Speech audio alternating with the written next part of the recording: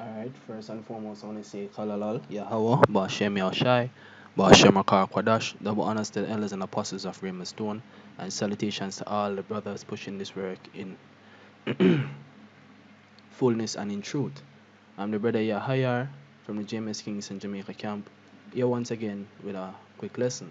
And this one is basically displaying or exhibiting the level of manipulation that Andrew Holness is using to influence the people in a particular direction that he chooses, or he coming down from the World Health Organization, the UN, the EU, all of these massive organization, what they choose to be the direct path, right? And I have a video up right now where he's explaining the psychological means by which he uses to influence people in the direction that they want them to go into. Right, so I'm going to play the video, and we're going to get into the definition of moral suasion, right, and get into some scriptures that exhibits the level of manipulation that is being undertaken, right? Without further ado, this video right here is from the Gleaner, which is a reputable, somewhat reputable news source in Jamaica. They did some interviews with the politicians after what went down with Floyd Green, right? Floyd Green basically breached the DRMA, is in Disaster Risk Management Act. So he breached the Disaster Risk Management Act, and they are giving their feedback on the impacts that breach has had on the agenda that they are undertaking in Jamaica. You understand? So without further ado, let's play the video and see what's happening here. We rely on moral suasion, which is to put out our position, explain why our position is correct. But the moral suasion works when the person that is putting out the position is not just preaching, but is exemplifying. They are also abiding by it. And so in that instance, Minister Green's action would have caused a break in the moral suasion link by not exemplifying what we are preaching. And he has recognized that, which is very important. I think it is a kind of watershed moment in our politics that, he could have taken the view that, I want to hold on and I'll just apologize and that's it.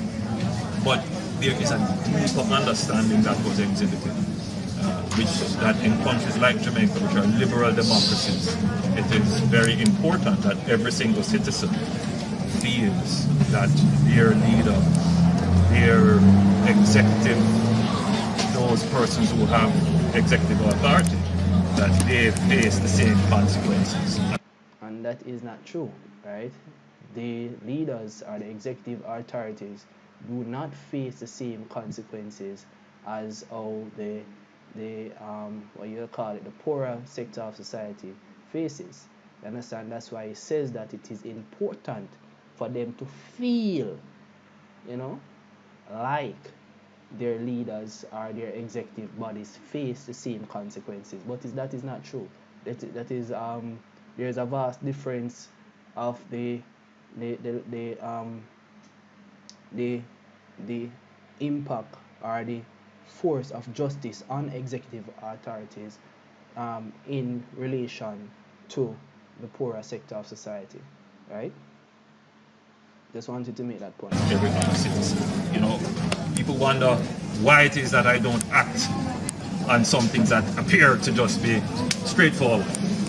And that is because we have to be so careful of the delicate balance in the society that even things that seem straightforward, that we should just immediately act on them, take action, punish, bring to justice. There is this whole business of process, and process is very important to ensure justice. Do you expect? Okay, so he has said it, man. Right? He has basically explained what his means of manipulating the people are, and he says that his means of doing that is moral suasion.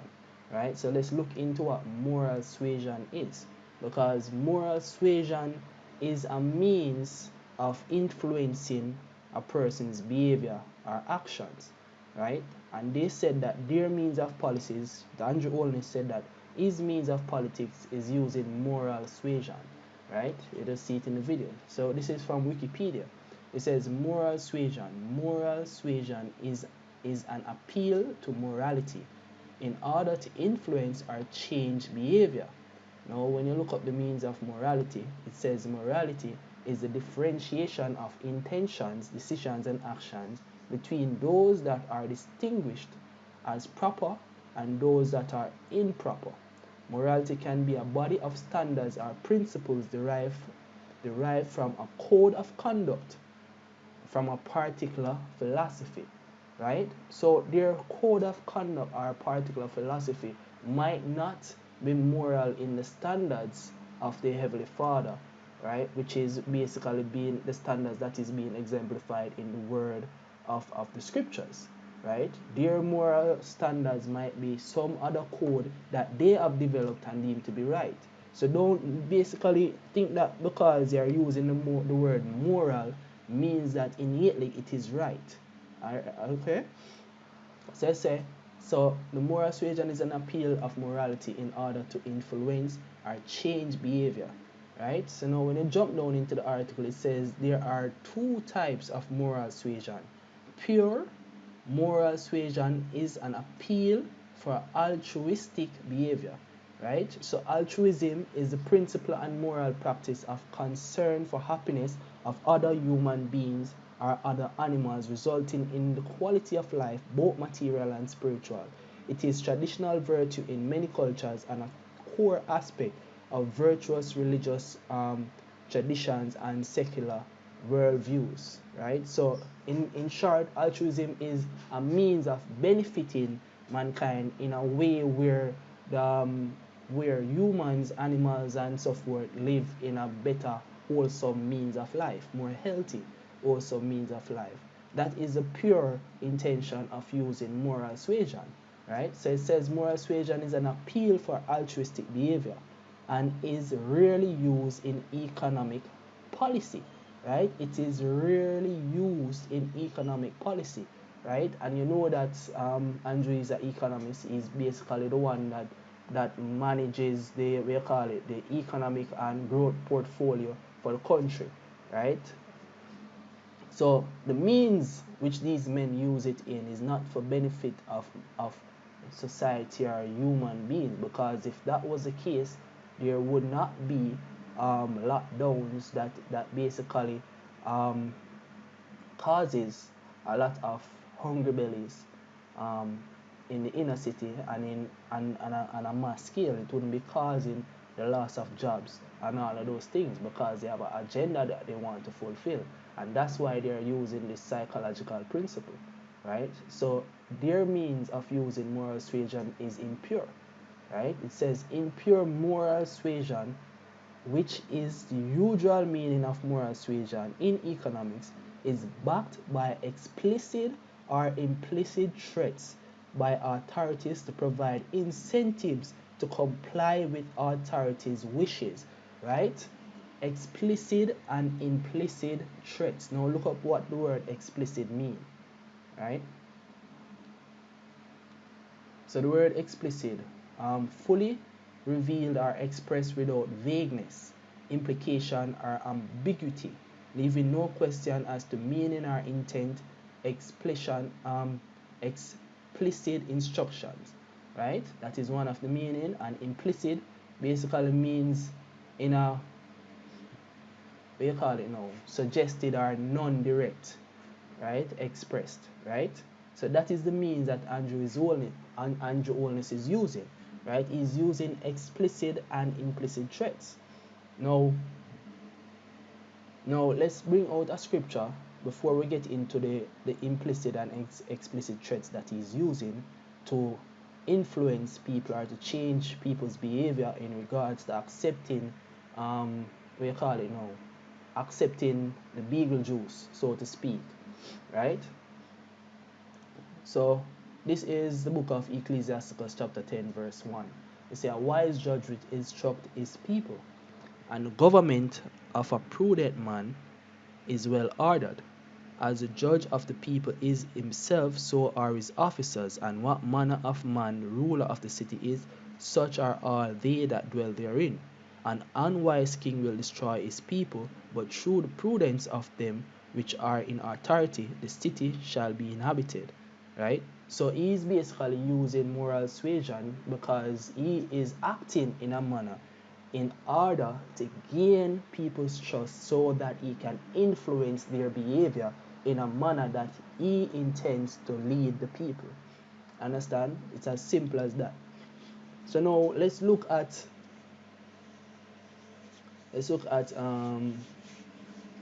some of the implicit threats that is being done, right, according to what they are saying, right? Because this thing is leading towards something, right? It is leading to what the scriptures call the mark of the beast, right? And we can see where the agenda is going, that it's not entirely about an health crisis or the implementation of measures to benefit the society in a health based way, right? So let's look at some of the things that they are doing to threaten people to go into the manner or way that they deem to be right, right? So this is a video. So this is a video from it says Prime Minister Andrew Holness media briefing, July the 26th, right? So he was giving a briefing on the curfew measures. We're just making one tweak, everyone. Right, on the curfew measures that they would have been implemented throughout that time, right? So I'm going to get part of the video, right? Yes.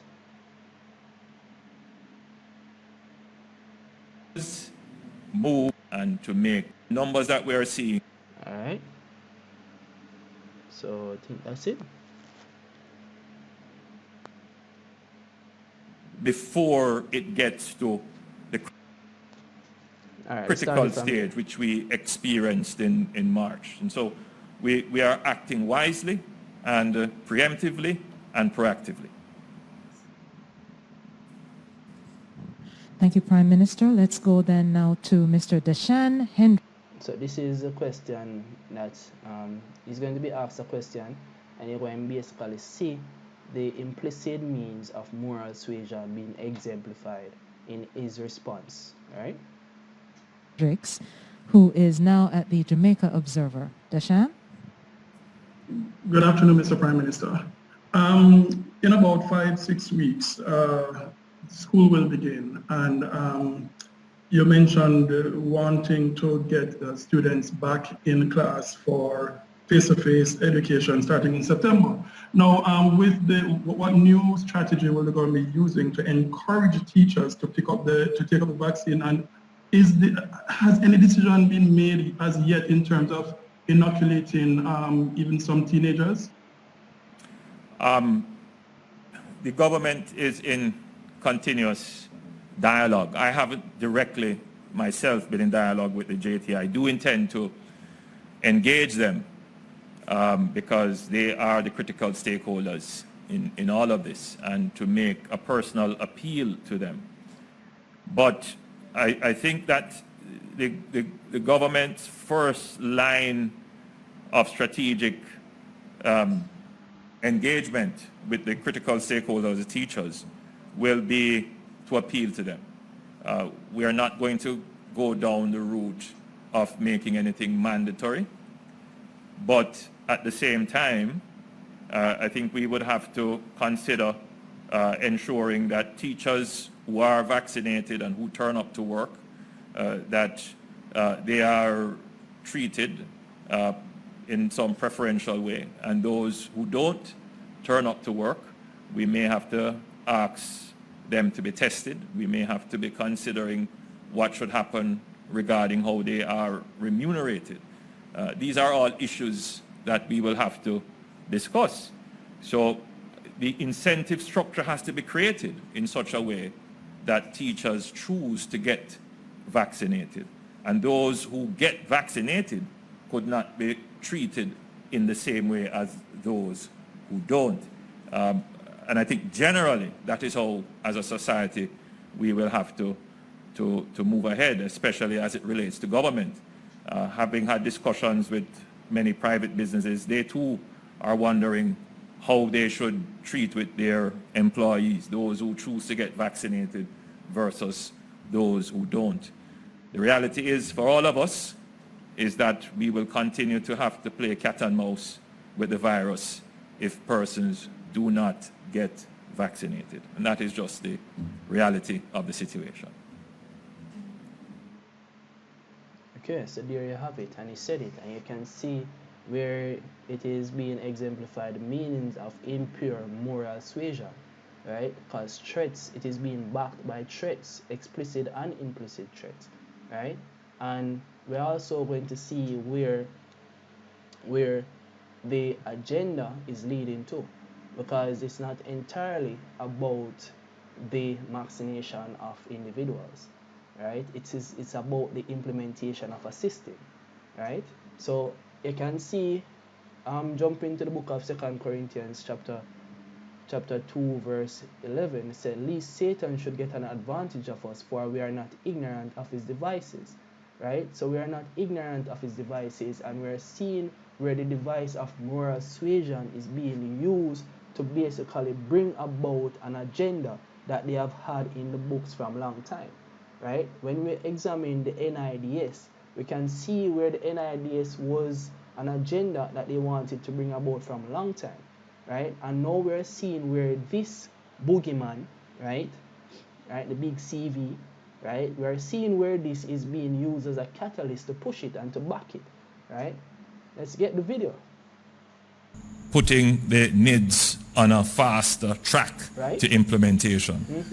It is clear that if we had the national system of identification, then it would be far easier for the government to provide this kind of individualized benefit system. Exactly. So they are basically using this boogeyman to basically bring about an agenda to implement a system that can track everyone.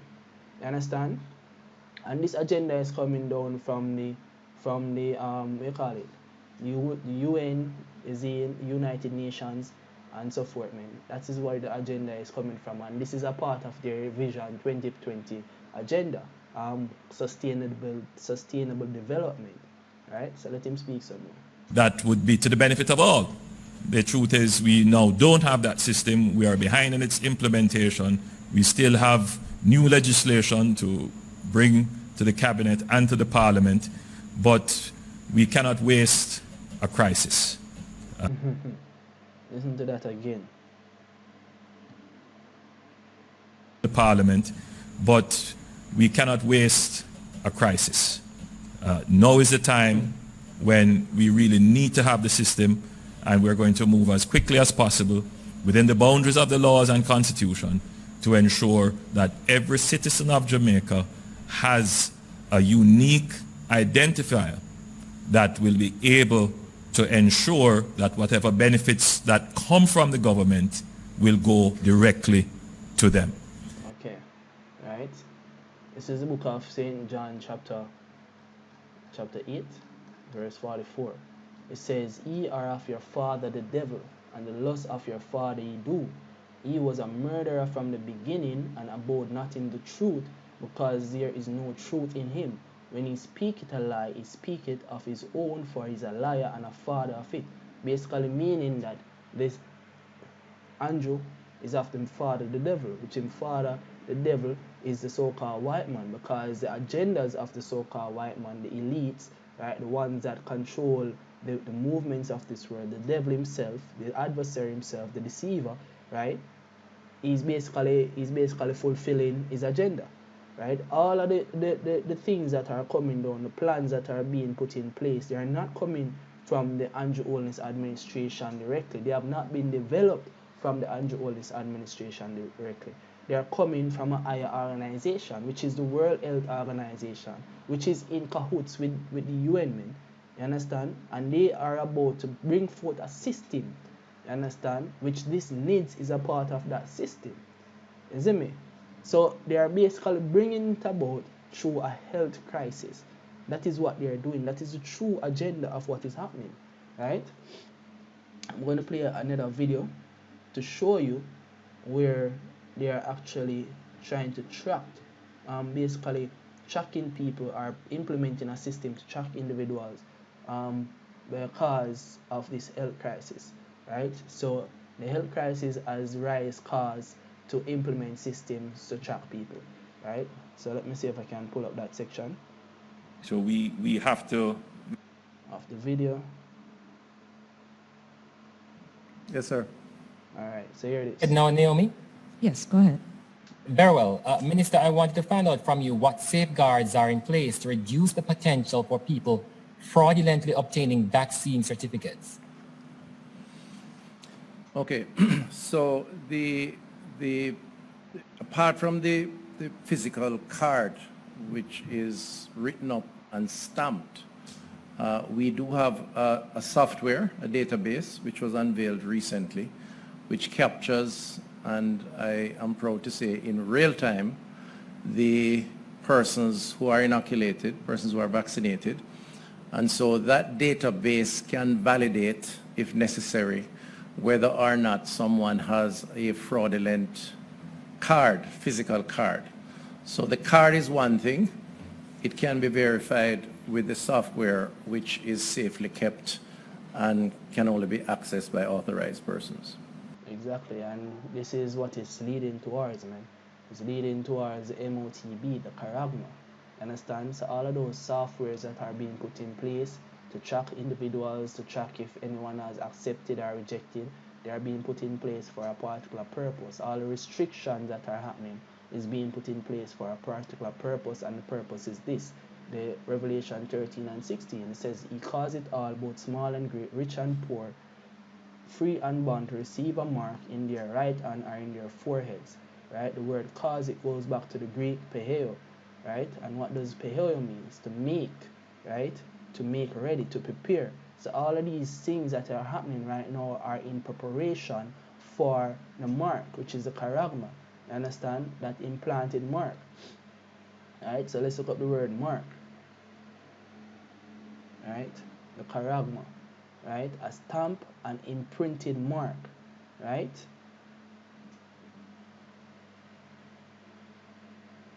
Goes back to the Greek word charax, which is a pale or stake or a palisade. What's a pale, stake, or palisade? That's injection instrument to inject into your body, right? Goes back to the Greek word grapho, which is to write with reference to form of letters. So they are going to implant a microchip, right, to basically instill information within your body, right? And that is the way that they are going to basically bring about their agenda. They are using this means to bring about their agenda, and they are acting as if this health crisis is about actual health. But we are seeing where it's actually about the implementation of a system, right? So with that, I hope that this lesson was edifying.